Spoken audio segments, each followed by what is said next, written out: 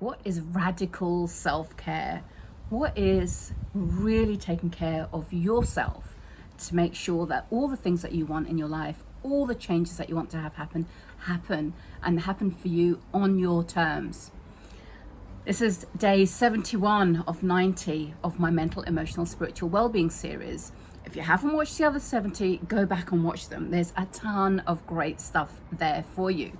I'm going to spend the next 10 videos in this series on self-care and on different areas of your life and what you can do to make some changes very, very simply, but very powerfully, to start getting the results you want.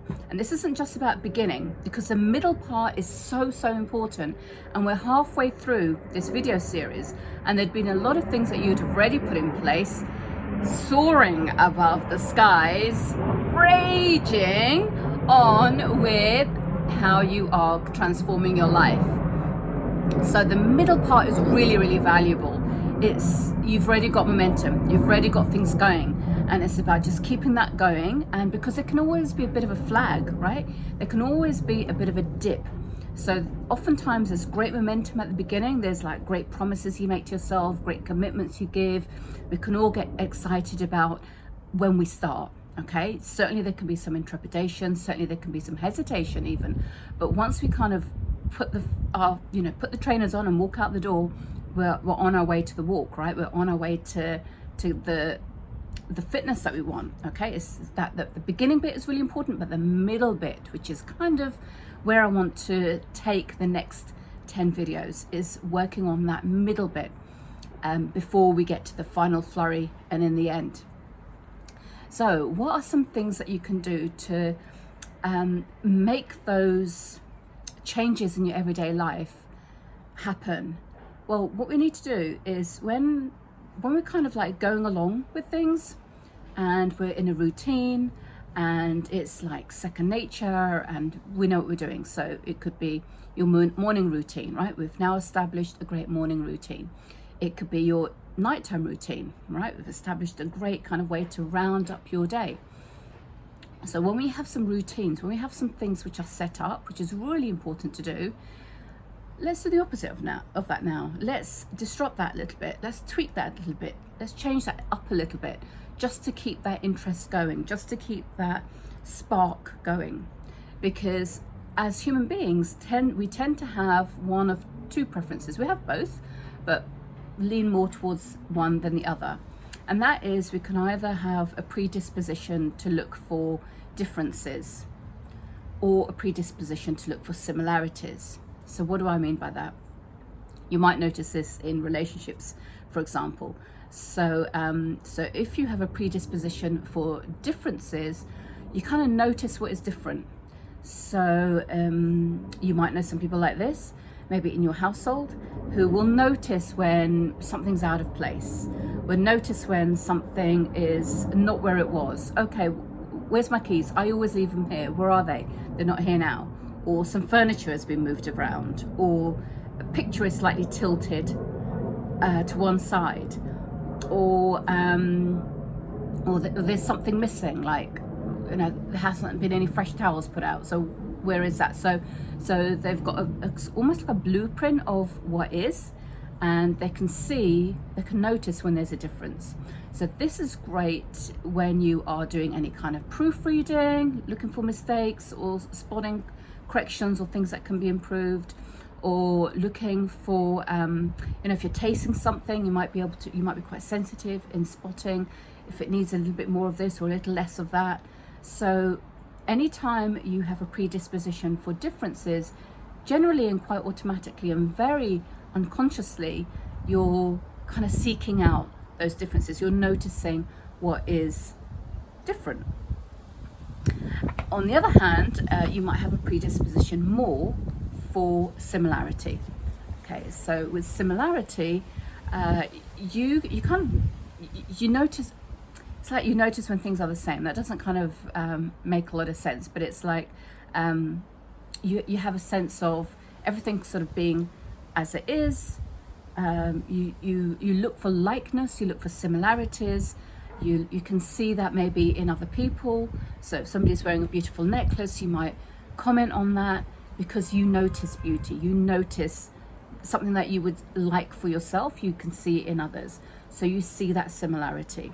Other examples, as in you're going for a dinner party and you compliment on the crockery, or you compliment on the taste of the food, or how it looks, because you have a kind of a blueprint for what that standard is for you, and you can see that similarity. You can compliment that, you can comment on that, you can admire it, you can notice it, because it's something that is similar with your own kind of way that you think and that you do things. So you might buy books which are very similar themed. You might have a wardrobe full of green clothes because you like green, and like, here's another different, it's different, but it's a similar kind of, what you're looking for. It's a very similar kind of thing that you're used to having. So neither is right, neither is wrong. There's no better, no worse. So when we know what our predisposition is for similarities or differences, then this is about kind of switching that up a little bit. So what are some things that you can do differently to get you noticing something, so that you're not always just thinking that, you're on autopilot.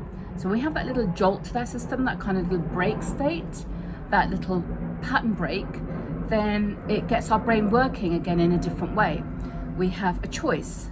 So something like just changing your environment, just moving some furniture around, putting up a different picture, maybe changing some stuff around in your kitchen where the kettle is, maybe put it in a different place, see how that feels, see what you need to do there, because you would go down to the kitchen in a normal way, in quite a hypnotic way, and you'd go, oh, the kettle's not here, oh yes, I put it there.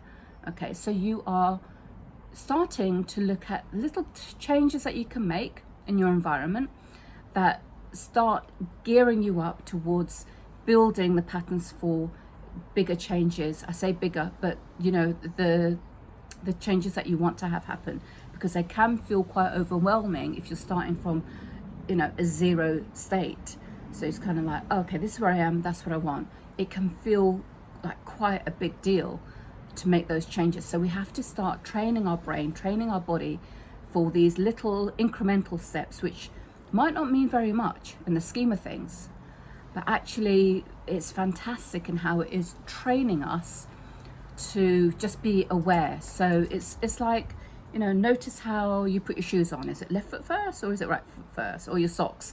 Okay, switch that about. Here's a really quick exercise. Just fold your arms. Okay, notice how that feels. Okay, now fold your arms the other way. Feels weird, right? Feels a little bit different, but you can do it. So it's just those little kind of things, just getting out of the bed on the other side. When you've put on a pair of trousers, put the other leg in first. Just do things which are in a slightly different order, in a different way that you would normally do it. Because when you're consciously deciding to do it in a different way, you have trust in yourself, you've got self-efficacy, you know that you can do this because you've done so many other things and differently. So it's just a question of doing it deliberately, doing it consciously. So when you're making those changes, so either if you're a very similarity driven person, now you're stepping into the world of differences. Now you're stepping into the world of, okay, what am I noticing that I can do here differently? In a healthy way, in a good way, right? You want to do things which are going to support you in a healthy way. If you're more attuned to spotting things which are different and picking them out, okay, this is going to be an exercise in you to see, okay, what can I spot which is similar? What can I see which is alike? Rather than me spotting something which is different, what can I spot which is going to be similar and along the same vein?